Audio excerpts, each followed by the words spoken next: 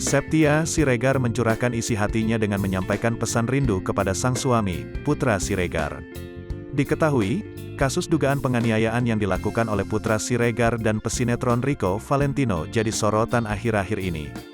Putra Siregar dan Rico Valentino diketahui telah ditetapkan sebagai tersangka kasus dugaan pengeroyokan. Kini, Putra Siregar masih ditahan di Polres Jakarta Selatan. Pada unggahan terbaru, Septia membagikan foto saat bersama sang suami. Dalam caption, Septia Siregar meluapkan kerinduan kepada Putra Siregar. "Kamu adalah tempat favoritku untuk pergi ketika pikiranku mencari kedamaian. Kamu bagian dari diriku yang selalu aku butuhkan. Ketika aku bersandar di pundakmu, rasanya lebih nyaman dari suasana rumah. Engkau rumahku," tulis Septia dilansir dari Instagram, Selasa, tanggal 19 April tahun 2022.